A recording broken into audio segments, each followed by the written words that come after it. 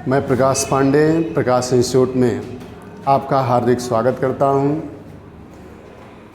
आज हम लोग आधुनिक भारत में स्वतंत्रता संघर्ष का एक महत्वपूर्ण बिंदु लेके आए हैं, जिसे क्रांतिकारी आंदोलन कहा जाता है।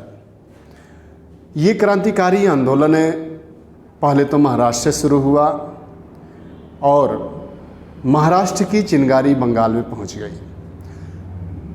तो आज हम लोग बंगाल में क्रांतिकारी आंदोलन कैसे फैला, बंगाल में क्रांतिकारी आंदोलन ने कैसे जन्म लिया, इस पर हम चर्चा करेंगे। ये बंगाल से पूछे जाने वाले क्रांतिकारी आंदोलन से जितने भी सवाल हैं, उसका हम समग्र अध्ययन एक स्थान पर करेंगे। बंगाल में क्रांतिकारी आंदोलन को जागृत करने में सबसे बड़ा योगदान बंगाल विभाजन का रहा। बंगाल विभाजन ने उसमें एक एडेड फ्यूल टू फायर अर्थात एक चिंगारी की तरह काम किया, उसको और भड़काने का काम किया। यहाँ पर देखा जाए तो महाराष्ट्र के बाद जो क्रांतिकारी गतिविधियाँ सबसे प्रबल रूप से प्रभावी हुई, वो बंगाल में प्रभावी हुई। इस क्रांतिकारी गतिविधियों को फैलाने का श्रेय दो नामों को जाता है। एक नाम है वारिंद कुमार घोष, जो अरविंद घोष के छोटे भाई थे, वारिंद कुमार घोष, और दूसरा नाम है भूपेंद्र नाथ दत्त, जो विवेकानंद के छोटे भाई थे। इन दोनों छोटे भाइयों ने बंगाल में एक युवाओं को इंस्पायर्ड करने काम किया, प्रेरित करने का काम किया। वारिंद कुमार घोष ने कई महत्वपूर्ण पत्रिकाएं भी लिखी। एक पत्रिकाएं उन्होंने लिखा जिसे भवानी मंदिर कहा जाता है, और इस भवानी मंदिर की सबसे बड़ी खासियत रही कि भवानी मंदिर एक तरह से जो आनंद मठ लिखा गया था, उसी आनंद मठ के आधार पर ही इस भवानी मंदिर को भी लिखने का कार्य किया गया था, और इसमें एक तरह से जन जागरण युवाओं के बीच फैलाने का कार्य किया गया था। दूसरा, इन्होंने एक और पत्रिका निकाली जिसे वर्तमान रणनीति कहा जाता है। कैसे रणनीति बनाया जाना चाहिए, किस तरह से कार्य किया जाना चाहिए, इसके लिए इन्होंने वर्तमान रणनीति नामक पत्रिका भी यहाँ पर निकालने का कार्य किया। जबकि वारिंद कुमार घोष और भूपेंद्र नाथ दत्त दोनों ने मिलकर 1906 में एक पत्रिका निकाला जिसे युगांतर कहा जाता है। ये युगांतर पत्रिका निकालने का प्रमुख उद्देश्य यही था कि बंगाल के युवाओं में राजनीतिक और धार्मिक शिक्षा दिया जाए। अगर राजनीतिक रूप से और धार्मिक रूप से उन्हें शिक्षित किया जाए तो वे देश के लिए कुछ भी कर गुजरने के लिए तैयार हो जाएंगे। क्योंकि यहाँ पर देखा जाए तो एक स्वाधीनता के लिए युवाओं के अंदर प्रेरणा पैदा करना था, और ये भी बताया जा रहा था कि स्वाधीनता प्राप्त करना हमारा पुनीत कर्तव्य है, इसके लिए लड़ना, अंग्रेजों को मारना हमारा पुनीत कर्तव्य है। ये एक तरह से युगांतर पत्रिका के माध्यम से जन जागरण फैलाने का काम वारिंद कुमार घोष और भूपेंद्र नाथ दत्त ने किया। आगे हम चर्चा कर लें तो यहाँ पर युगांतर ने एक और बात लिखी, और उसने लिखा कि हमें आज़ादी को हासिल करने के लिए, हमें स्वराज को लाने के लिए 30 करोड़ जनता को अपने 60 करोड़ हाथ उठाने होंगे। अगर 60 करोड़ हाथ जनता उठा देती है, अर्थात प्रत्येक जनता इसमें भागीदारी निभाती है, तो अंग्रेज़ों को हिंदुस्तान छोड़ने के लिए विवश होना पड़ेगा, अंग्रेज़ों को हिंदुस्तान छोड़ने के लिए मजबूर होना पड़ेगा। इस तरह इस युगांतर पत्रिका ने जन जागरण फैलाने का काम किया। बंगाल में क्रांतिकारी गतिविधियों को फैलाने के लिए ही एक समिति का गठन किया गया, जिसे अनुशीलन समिति कहा जाता है। यहाँ पे देखें, 2 अनुशीलन समिति है, और पहला अनुशीलन समिति की स्थापना 1904 ईस्वी में ढाका में पी मित्रा और पुलिन दास के द्वारा किया गया था। ये बिहार जे में पूछा जा चुका है प्री में कि अनुशीलन समिति की स्थापना किसने कहाँ पर किया था। तो प्रमथनाथ मित्रा, जिसे पी मित्रा कहा जाता है, पुलिन दास, दोनों ने मिलकर 1904 में ढाका में स्थापित किया था। बाद में इसकी शाखाएं अन्य बंगाल के हिस्सों में फैल गई। 1907 ईस्वी में देखा जाए तो इस अनुशीलन समिति को नए सिरे से स्थापित करने का काम किसने किया, और वो किया, स्थापित करने का काम किया भूपेंद्र नाथ दत्त और वारिंद कुमार घोष ने। 1907 में इसे कलकत्ता में स्थापित करने का काम किया और इस अनुशीलन समिति का उद्देश्य बन गया खून के बदले खून। एक लाइन में इसका उद्देश्य था कि हमें खून के बदले खून लेना है, अर्थात जो भी अंग्रेज बदनाम अधिकारी हैं, जिन्होंने हिंदुस्तानियों का जान लिया है, जिन्होंने हिंदुस्तानियों को फांसी के फंदों पर लटकाया है, जिन्होंने हिंदुस्तानियों को गोली मारा है, उसे जीने का हक नहीं है, उन्हें जीने का हक नहीं है। इसी उद्देश्य से देखा जाए तो यहाँ पे अनुशीलन समिति ने कार्य करना शुरू किया। टिट फॉर टैट, खून के बदले खून की एक नीति अपनाई और उसके तहत एक जगह पर युवाओं को एकत्र करने का काम किया, जिसे भूपेंद्र नाथ दत्त और वारिंद कुमार घोष ने ट्रेनिंग देने का काम किया। ट्रेनर के रूप में वो सामने आए और एक तरह से उन्हें प्रशिक्षित करने का कार्य किया। उन्हें एक तरह से बम बनाने, पिस्टल बनाने, इन सब की रणनीति बारीकी सिखाई।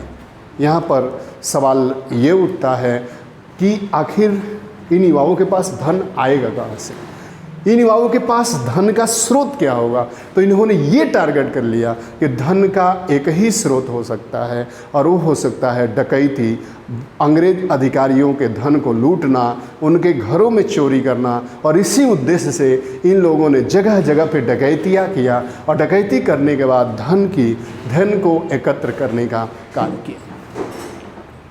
उस समय बंगाल के अंतर्गत ही बिहार भी आता था। बिहार कोई अलग स्टेट नहीं था, बिहार बंगाल के अंतर्गत ही आता था। और उसी बिहार में 1908 में एक घटना घटित होती है। इस घटना के बारे में हम बातें कर लेते हैं, प्री में पूछा जाता है, और वो था किंग्सफोर्ड की हत्या का प्रयास। किंग्सफोर्ड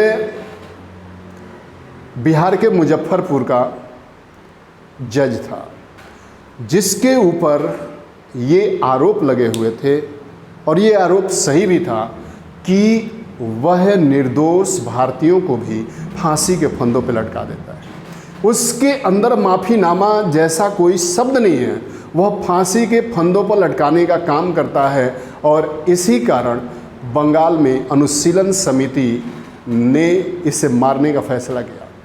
कहा कि अगर ये भारतीयों को मारने का प्रयास करता है, मारता है, फांसी के फंदों पे लटकाता है, इसके इस कलम में माफ़ीनामा शब्द नहीं है, तो इसे जीने का हक भी नहीं। और इसी कारण देखा जाए तो अनुशीलन समिति के 2 युवक मुजफ्फरपुर भेजे गए किंग्सफोर्ड को मारने के लिए। एक का नाम था खुदीराम बोस, जो मात्र 16 वर्ष का युवक था, और दूसरे का नाम था प्रफुल्लन चाकी। खुदीराम बोस और प्रफुल्लन चाकी ने 1908 में किंग्सफोर्ड को मारने का प्रयास किया। और उसी समय जब किंग्सफोर्ड का काफिला कार से कहीं जा रहा था, उसी समय खुदीराम बोस और प्रफुल्लन चाकी ने उस काफिला पर बम फेंका, लेकिन बाय मिस्टेक वह बम जिस कार में किंग्सफोर्ड बैठा हुआ था उसमें न फट के पीछे वाले कार पे फट गया और उस कार में सवार मिस्टर कनेडी के पत्नी और बच्चे मारे गए। मिस्टर कनेडी भारतीयों के साथ हमदर्दी रखते थे, भारतीयों के साथ ये मानते थे कि नाइंसाफ़ी हो रही है, इसलिए यहाँ पर किंग्सफोर्ड के कार तो उड़ गया लेकिन वो किंग्सफोर्ड मरने से बच गया, और इस हत्याकांड को किंग्सफोर्ड हत्याकांड के नाम से जाना गया। और यहाँ पर देखा जाए तो प्रफुल्ल चाकी ने बहुत शर्म महसूस किया। उसे लगा कि हमारे बम से एक निर्दोष की हत्या हो गई जिसे हम मारने नहीं आए थे, मिस्टर कैनेडी और उसके पत्नी और बच्चे को, इसलिए उसने सुसाइड कर लिया, आत्महत्या कर लिया। प्रफुल्ल चाकी ने 1908 में आत्महत्या कर लिया और बाद में खुदीराम बोस पकड़े गए, और खुदीराम बोस को मात्र 16 वर्ष की अवस्था में 1908 में फांसी की सज़ा दे दी गई, और हिंदुस्तान के क्रांतिकारियों के इतिहास में सबसे कम उम्र में फांसी की सज़ा पाने वाले पहले व्यक्ति बने, पहले क्रांतिकारी बने, पहले रिवोल्यूशनिस्ट बने। आगे हम बातें करें तो इसके बाद दूसरी घटना घटित हुई, क्योंकि अब अंग्रेज काफ़ी सक्रिय हो गए। उन्हें लगने लगा कि अब भारतीय युवकों पर कार्रवाई की जानी चाहिए, अनुशीलन समिति को अवैध मान लेना चाहिए। अनुशीलन समिति को अवैध मान लिया गया, और उसी समय देखा जाए तो अलीपुर, जो कलकत्ता का नया नाम दिया गया था सिराजदौला के द्वारा, उसी अलीपुर में 34 लोग बैठे हुए थे। 34 लोग बैठे हुए थे, उन्हें कहीं ना कहीं जाना था, लेकिन उस पर अंग्रेज़ों ने 34 व्यक्तियों को गिरफ्तार कर लिया, और गिरफ्तार करने के पश्चात उन पर ये आरोप मढ़ दिया कि ये अवैध शस्त्र रखे हुए थे और कहीं ना कहीं डकैती, लूट और अंग्रेज़ों को मारने के लिए प्लानिंग बना रहे थे, जिसमें मैक्सिमम क्रांतिकारी ही थे। और इस कांड को अलीपुर षड्यंत्र केस के नाम से पुकारा गया। अलीपुर षड्यंत्र केस 1908 में हुआ, कभी कभी मिलान करने के लिए आ जाता है प्री में। 1908 में हुआ, और इस में देखा जाए तो इस केस के तहत अरविंद घोष को भी गिरफ्तार किया गया, उनके छोटे भाई बारिंद घोष को भी गिरफ्तार किया गया। यहाँ पे अरविंद घोष इस में शामिल नहीं थे, इसलिए अरविंद घोष को बचाने के लिए उनका मुकदमा लड़ने का काम प्रसिद्ध वकील चित्तरंजन दास ने किया, CR दास ने किया। एक प्री का सवाल है कि अरविंद घोष को 1908 में अलीपुर षड्यंत्र केस से बचाने के लिए किसने उनका मुकदमा लड़ा था, तो उसका एक लाइन में आंसर जाता है, और वो जाता है CR दास ने, चित्तरंजन दास ने। यहाँ पर देखा जाए तो अब अंग्रेज़ों की सबसे बड़ी रणनीति होती थी कि आखिर किसी को कैसे फंसाया जाए। 34 व्यक्ति से अलीपुर षड्यंत्र केस के तहत गिरफ्तार किए गए थे, लेकिन आरोपी पर कैसे मढ़ा जाए, न्यायालय में कैसे साक्ष्य प्रस्तुत किया जाए। तो उस समय एक व्यक्ति को अंग्रेज़ों ने लालच दिया, जिसका नाम था नरेंद्र गोसाई, और नरेंद्र गोसाई को कहा कि अगर तुम सरकारी गवाह बन जाते हो कि ये लोग शस्त्र रखते थे और डकैती करते थे, तो तुम्हें छोड़ दिया जाएगा। यहाँ पे नरेंद्र गोसाई सरकारी गवाह बन गया, और जब सरकारी गवाह बन गया तो अब यहाँ पे जो 34 व्यक्ति थे उन्हें फंसना तय हो गया। 33 व्यक्तियों को, एक तो वो खुद ही बन चुका था, 33 व्यक्तियों को फंसना तय हो गया, जिसके कारण यहाँ पे सत्येंद्र कुमार घोष ने फैसला किया कि नरेंद्र गोसाई अदालत में गवाही देने जाने ही न पाए, इसलिए नरेंद्र गोसाई की हत्या कर दी गई सत्येंद्र कुमार घोष के द्वारा। जो सरकारी वकील था, गवर्नमेंट प्रोसिक्यूटर, उस प्रोसिक्यूटर की भी हत्या करने का काम इन क्रांतिकारियों ने कर दिया।